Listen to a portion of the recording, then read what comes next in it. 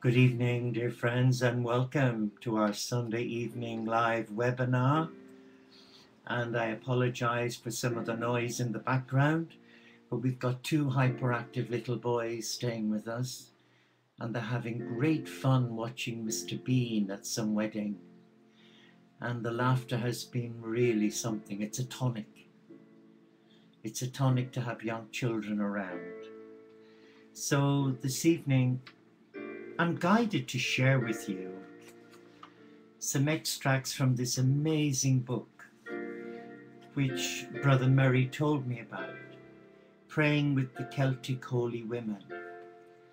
But there's a part of it this evening that may resonate with your heart, and it's called The Celtic Soul. And it really is lovely. It's very moving and very touching, and it's quite applicable really for those of us who embrace Celtic Franciscan spirituality. So let us just be still for a moment. Let's come back to our heart. You may have had a busy day. I know I have, catering for 8 this evening, and it's been a joy, a lovely joy. So let's just focus on our in-breath. Take a nice deep in-breath.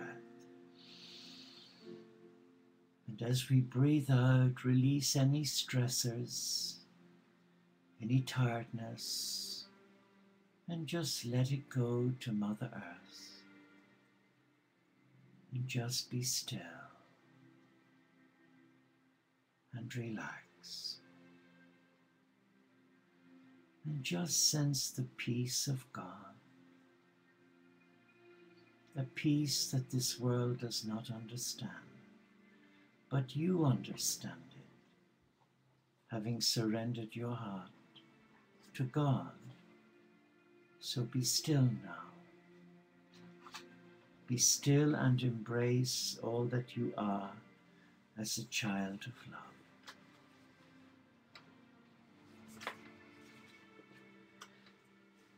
The Celtic soul. In every culture there are elements deeply rooted in the psyche of its people. These elements shape and propel these people, flowing as they do from their natural bent and unique giftedness, from their environment and its interplay in their lives and their relationships with creation and with divinity. So essential are these to the cultural heart of a people that they may be called its soul. Emerging more than 2,000 years ago, the Celtic culture extended throughout parts of Europe, as far as Greece and Turkey. Described by historians as proud and courageous, the Celts had their own language, their own art, and mythology. Their strength was their communal appreciation and adaptability. Their weakness was their lack of central organization. Thus, as they were attacked, the Celts easily moved from one place to another that was more protected by its natural surroundings. Ultimately, the Celtic people found themselves in the more isolated districts of Scotland, Wales, Cornwall, the Isle of Man, Brittany, and Ireland. Because of this insularity, the soul traits of the Celts are preserved and encountered even in the Ireland of today. The Celtic soul is intuitive, leaping readily beyond the here and now. It is imaginative, playing gleefully with the symbolic and mythical. It is inclusive, caught up in family, and very much caught up in community. It is wide open in its hospitality. It is God-centered in its day-to-day orientation toward life. It is given to storytelling and song, in the company of friends over a pint in the local pub. A Celtic spirit sees God and sees God's action as integral to moment living. Every aspect of life is enabled by God and enlivened by God. It is the kind of God awareness that inspired many Irish mothers, including Bridget's mother, Bridie, to begin each day with the phrase, "In the name of God." The awareness of being immersed in the holy in the midst of a circle of love, like a cocoon or a womb which God has woven around you. This is core to the Celtic understanding of life. The daily spiritual practice of the Christian Celts from the 5th century on focused on Holy Scripture, particularly the Psalms and the Gospel of St. John, and on a deep reverence for the presence of Christ in the Eucharist, accompanied by a keen awareness of the feeling of Christ with us in the present, enfolding moment.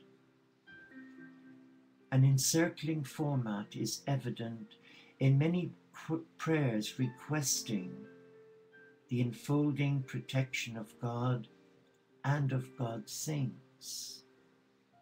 This encircling is further reflected in the secular winding of pilgrims to this day at Ireland's holy shrines.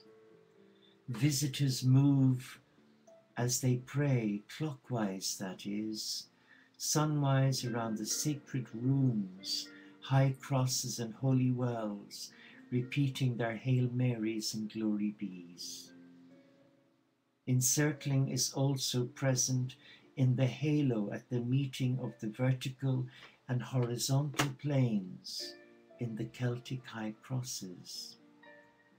One sees it in the windings of the pilgrim's path outlined at the labyrinth near the peace pole at the Curragh, excuse me, an expanse of land retained in common since the time of St. Bridget between Kildare and Newbridge. Encircling is reflected in St. Patrick's prayer. Christ be before me, Christ be behind me, Christ be beneath me, Christ be above me. It is found in the words of an Irish prayer for protection. May the encircling protection of God surround you, the encircling power of Christ's love. This encircling motive may have had its origin in a pre-Christian trio of female goddesses named Banba, Fodla, and Iriu. Each in turn met the first Celtic invaders. Banba stopped them, saying, "You cannot enter this land." But the wily Celts told her, "If you allow us to enter, we will name this land after you." They prevailed by appealing to her ego. Next, the Celts encountered Fodla, who also commanded them to stop. Again, they prevailed by bribing her ego with the promise to name the land after her. And finally, they were met by Iriu, goddess of sovereignty, who was more welcoming than the others, offering them a sacred cup of wine. So delighted with her, they promised this third goddess that the land would be named after her. Thus, Ireland had the triple name of Banba, Fodla, and Iriu, which was eventually shortened to Erin. Hence, there was already a willingness to accept the concept of the Trinity, since the myths of Ireland featured a trio of founding goddesses. Another pre-Christian Trinitarian symbol is that of the maiden, the mother, and the crone or hag. The crone depicts the wisdom of the aged one who has travelled life's cycle. In Ireland, the authors visited the hag of Bira rock formation near Coola Bay and the nearby early monastic site of St. Cadogan or Catherine. According to legend, St. Catherine turned the hag of Bira to stone because she did not adopt the new Christian faith. In the Celtic soul, distances in time and space seem to disappear into an awareness of the divine, a divine ever-present. This time warp produces what we might term historical inaccuracy, since the Celtic soul sees 1,000 years as yesterday. It is this kind of perspective that recount the legend that St. Bridget was present at the birth of Christ, serving as midwife to Mary. This perspective doesn't for a moment accept the legend as factual. It is simply that the factual is not pertinent to the sense of the curious of God's ever-presence. The Celtic soul takes seriously the pronouncement of Jesus that those who do it to one of the least ones do it to me. A similar awareness is told in a legend of Bridget, who gave away to the hungry a basket of apples given to her by a wealthy admirer. On being admonished for distributing a personal gift to the indigent, Bridget's reply was, "What is mine is theirs." This is the world vision behind true Celtic hospitality. And there I want to stop, because Celtic hospitality is very much in keeping with Franciscan hospitality, where all are welcome. It's like here when people come knocking on the door, who may be weary and just want to sit in the garden. Automatically we ask them, would they like refreshment? Would they like a cold drink if it's a hot day? But if it's a cold day, we automatically offer them a cup of tea or coffee. And thankfully we always have some cakes made and share some fruit loaf or a bun or a muffin. So Franciscan Celtic spirituality is something less academic and more practical. It's where we embrace the divine in another, without the dogma. I would never dream of asking someone who comes to the garden, "Oh, what religion are you?" or "What church do you go to?" That's totally irrelevant. That is not Celtic Franciscan spirituality. Celtic Franciscan spirituality is a soul spirituality. It embraces the divine in everything that lives, that breathes, that moves, from the blade of grass to the hummingbird, to the hens, the dogs and the cats, the badger, the pheasant, even the fish in the pond, all have a presence, even brother sun and sister moon. Nature is the cathedral of God. And that's where we as Celtic Franciscans embrace God, not in some stuffy old building full of ornate treasures, but in the landscape. Because the landscape is living, it's moving, it's breathing, it's reenacting nature, it's singing the praises of God.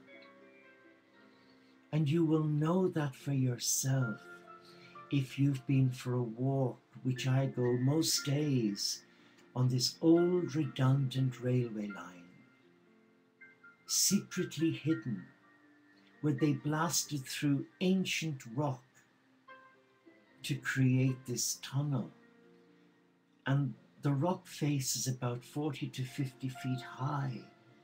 And I walk along there and stand in the center of this old ancient rock. And you feel something. You feel the energy of the stone. And the white particles that you see in the stone was once living. Yes. And then as you come through, you see all what nature has done, where the birds bring seeds and they drop into the rock face, into the crevices where there may be a crack, and suddenly you have a profusion of plants and young trees and old trees forming an umbrella, offering shade.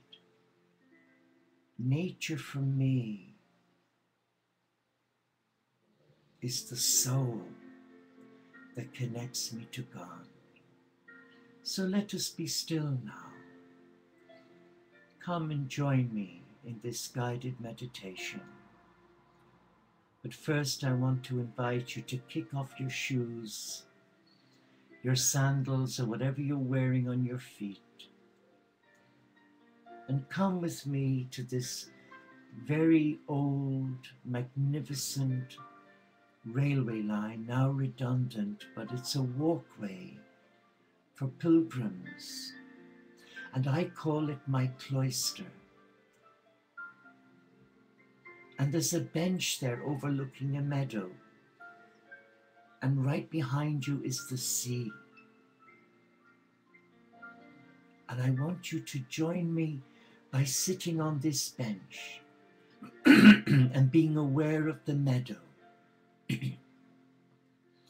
and being aware of Brother Sun's rays shining on you. It's mid-afternoon. The tide is in and you can hear the birds behind you. You can hear the seagulls. But the fishermen, the local fishermen, are waiting for a catch. And the air is crystal pure. And as you breathe in that freshness with that tinge of salt air. And in your out-breath, you release gratitude to Gaia, to Mother Earth, for being allowed to be here. And with your bare feet touching sacred earth, you feel a current of soft electricity, nature's energy flowing up through the grass, right up through your feet. And you feel that soft energy. It's a subtle energy. And it makes its way up to your pelvis. And then it begins to do something remarkable. It reawakens all of your chakras, beginning with the one in your tailbone, all the way up to your heart. And as you breathe in, you're breathing in that energy from earth, from this sacred earth, this temple of God's love. And your heart is becoming entwined with the love of the Creator. And using your third eye, you look across the meadow and you see the most beautiful scene you have ever seen. You see the deer leaping in the meadow. You can hear a cacophony of birds singing. And there's an embankment beyond the meadow with the most beautiful oak trees and cedars and weeping willows. And there's something else. You can see a bright light, like a vortex of light, coming down the embankment in the distance. And it's coming towards you right through the meadow. And now it's right before you. And as you look through this light, it's as if someone has pulled a pair of curtains open, and it allows you to see into paradise, to see the temple of God, to see the Holy of Holies. And in this place, there are angels of high rank, ministering to the light, which is love. You can barely see God because of the incense. But as you breathe in, they allow you inhale the beautiful essence of frankincense. Just breathe it in. And in your out breath, relax and feel safe as you come into the temple of God. And you can hear the most beautiful music. And angels are in adoration.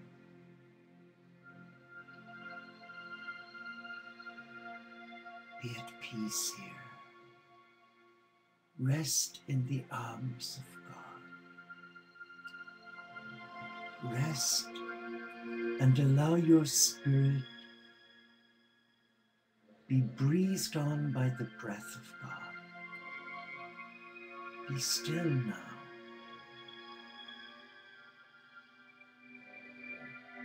Relax and just be aware. Be aware that you are in the presence of God.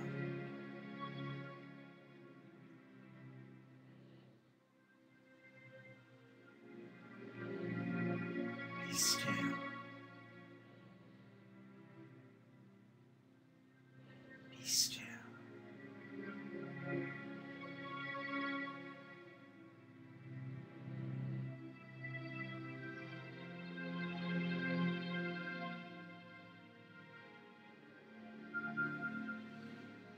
And in that stillness, you see Jesus coming towards you. And as he comes towards you, you can see his heart. It's as if it's like a Christmas tree. It's luminous. And he takes your hands and places them on his heart. And he asks you to lift the light, to hold the light of his heart, to take that light and to bring that light to your heart. And as you do this, you are bringing the light of the cosmic Christ into your life. And all around you, there is peace. And all sadness, weariness dissipates. And you become infused with the love of the cosmic Christ. Your heart is your teacher. It is the gateway to your soul, and your soul is the gateway to God. And now you are totally relaxed in the presence of Christ, and you are safe. And with each in-breath that you breathe in the essence of the Celtic soul, the love of nature, the song of a bird, the aroma of flowers, the essence of Brother Sun and Sister Moon. Breathe it in and invigorate your mind, your body and spirit. And in your out-breath there is only love in this cathedral of God. Just relax. Be still and be aware of your Celtic soul. A soul that is nourished every waking moment by Gaia's love for you. Relax now.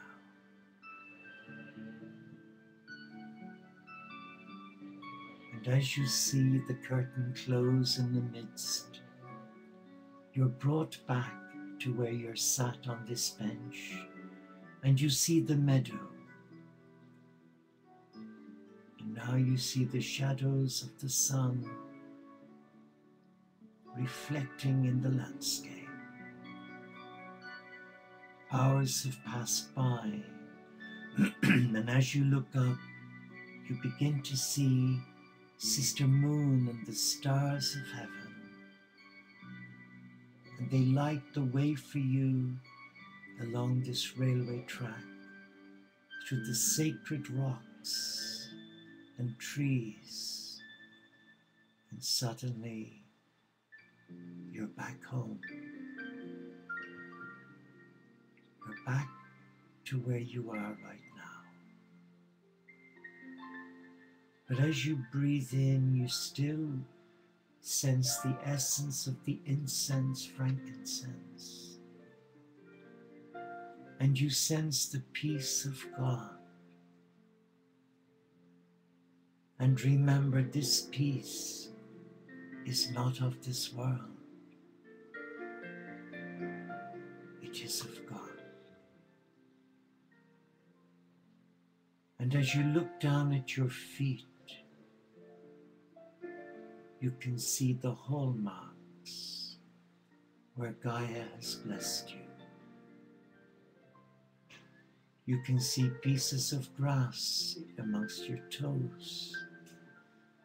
And that reminds you that you've been to a special place where the Christ shared with you his mystical heart. Be at peace now. And let nothing disturb you, because you are a child of God, and that you are loved, not for what you do, but for who you are, a beloved of God.